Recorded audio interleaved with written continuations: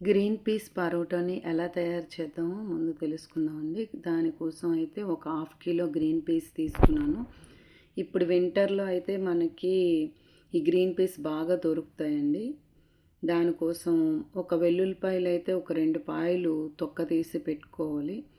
మిరపకాయలు, పచ్చిమిరపకాయలు మనకి ఎన్ని కావాలంటే అన్ని తీసుకోవచ్చు కారానికి తగినట్టుగా, కానీ కొంచెం ఎక్కువే పడతాయండి. జీలకర్ర ఒక 2 స్పూన్లండి. ఓన్లీ జీలకర్ర అండ్ పచ్చిమిరపకాయలు బాగా ఏగిన తర్వాత మనం గ్రీన్ పీస్ వేస్తామండి. ముందు వేసేస్తే దాని తాలూకా టేస్టు ఉండదు. బాగా కడుక్కున్న తర్వాత అది వేసేసి అది ఒక కలర్ షేడ్ అవుతుంది. ఆ షేడ్ అయిన దాన్ని బట్టి మనం ఆఫ్ చేసేయాలన్నమాట. మరీ మాడిపోయే వరకు ఉంచకూడదు. లైట్గా వైట్ కలర్ వస్తుంది. వచ్చే వరకు మనం దాన్ని వేపాలి. వేపిన తర్వాత పక్కన పెట్టుకొని చల్లగా అయ్యే వరకు దాన్ని పక్కన పెట్టుకోవాలి. మనం మిక్సీ చేసేటప్పుడు కూడా ఉప్పు వేసుకోవచ్చు. వేగుతుంటప్పుడు కూడా ఉప్పు వేసుకోవచ్చు, తగినంత ఉప్పు వేసుకోవచ్చు. చపాతీ పిండిలో కూడా ఉప్పు వేస్తామండి. అందుకు దీంట్లో చూసి వేసుకోవడం బెటరు. చూసారా, ఇలా కలర్ రావాలి. కలర్ వచ్చిన తర్వాత మనం గోధుమ పిండిని మనం రెడీ చేసి పెట్టుకుందాం. మనకి కొంచెం గోధుమ పిండి అయితే ఎక్కువే పడుతుందండి ఒక్కొక్క దానికి. అది గోధుమ పిండి కలిపేసి పక్కన పెట్టిన తర్వాత వెల్లుల్లిపాయలు అయితే ఫ్రై చెయ్యం.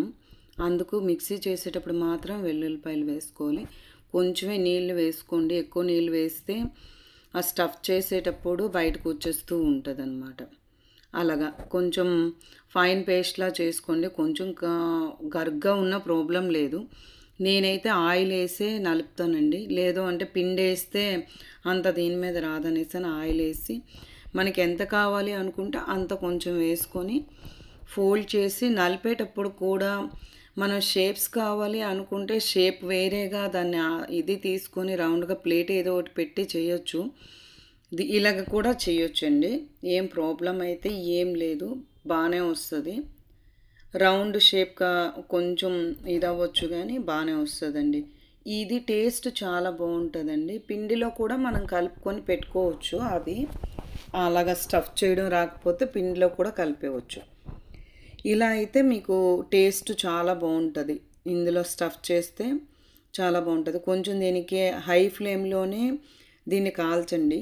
ఎందుకంటే సిమ్లో పెడితే వేగరంగా కాలదు. కొంచెం ఆయిల్ కూడా కొంచెం ఎక్కువే పడుతుందండి. ఒక 2 స్పూన్స్ వరకు, ఒక్కొక్క పరోటాకి 2 స్పూన్స్ వరకు పడుతుంది. బాగా కాలిన తర్వాత అది పక్కగా తీసుకొని, దీనికి కర్రీ అయితే అవసరం ఉండదండి.